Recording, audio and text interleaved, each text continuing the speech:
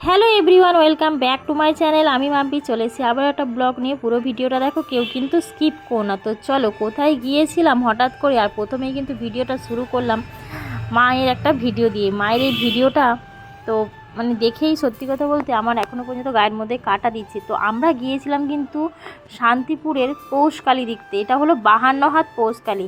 তো এইটা যখন গিয়েছিলাম দেখতে, তখন ওখানে সামনে গিয়ে মনে হচ্ছিলো কিন্তু পুরো একদম কি বলবো, এতটাই গায়ের মধ্যে কাটা দিচ্ছিল। তো দেখে কিন্তু আমার সত্যি খুব ভালো লেগেছে। এর আগেও আমি একবার গিয়েছিলাম, তখন কিন্তু সেরকমভাবে ভালো করে দেখা হয়নি। তো এবারে আমি কিন্তু গিয়ে কিন্তু আগে প্রথমে মাকে দর্শন করে নিয়েছি। মাকে দর্শন করার পর মনে ছিল অনেকটা শান্তি।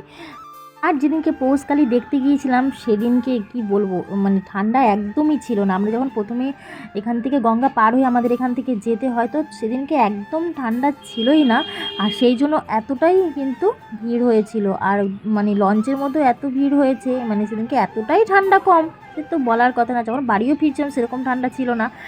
আর পৌষকালী দেখতে কিন্তু প্রচুর মানুষ যায়। হ্যাঁ, এর আগেও যেত, কিন্তু এতটা আমি দেখিনি। কিন্তু এবারে যেন মনে হচ্ছে অনেক মানুষকে দেখলাম যে পৌষকালী দেখতে যাওয়ার জন্য। দেখো, মায়ের দুপাশে দুটো কিন্তু পুতনা রাক্ষসী রয়েছে, দেখতে কিন্তু আরও বেশ ভালো লাগছে ওই জন্য।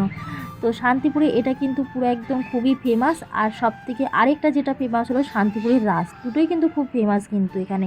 আর এদিকে দেখো, কিন্তু অনেক দূর দূর থেকে সাধুরা এসেছে, তারা এখানে হোমযজ্ঞ করছে, সেটা একটু তোমাদেরকে দেখালাম। আবার দেখছি সাধুরা এখানে এই দেখো বড় বড় কাঠ আর এই দিয়ে এগুলো হোমযজ্ঞ করছে। তারপরে একটু চলে গেলাম কিন্তু মেলার দিকে। মেলার ভেতরে যখন ঢুকলাম তখন দেখলাম কিন্তু মানে অনেক দোকান, কিন্তু আর তার মধ্যেও কিন্তু মেলার ভেতরে গিয়ে না বুঝতেই পারছিলাম না যে আমরা কোন দিকে ঢুকছি আর কোন দিকে বেরোচ্ছি। মানে আমরা একই জায়গায় কিন্তু 3-4 বার ঘুরেছি। দাদাভাই কিন্তু সেরকম জানে না এইখানটা, সেই জন্য দাদাভাইয়েরও তাই হয়েছে যে 3-4 বার এক জায়গাতেই ঘুরেছে। আর এখানে যে কাপের দোকানটা ছিল, কাপের দোকানে কিন্তু খুব সুন্দর সুন্দর কাপ ছিল, সেই জন্য আমি এখান থেকে 2টো কাপ নিয়ে নিয়েছি মেয়েদের হরলিক্স খাওয়ার জন্য।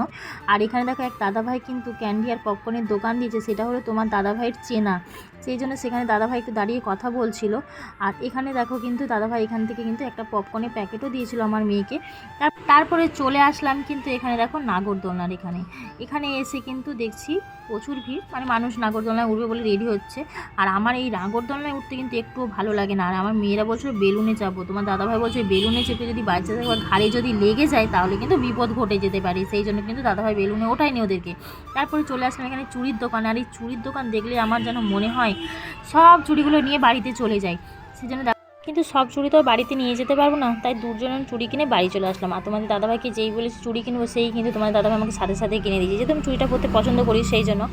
আর তো চলো, আজকের মধ্যে ভিডিওটা টাটা, ভালো থেকো, সুস্থ থেকো সবাই। আর ভিডিও ভালো লাগলে লাইক কমেন্ট শেয়ার অবশ্যই করতে একদম যেন ভুলো না। নতুনরা একটু সাবস্ক্রাইব করে দিও।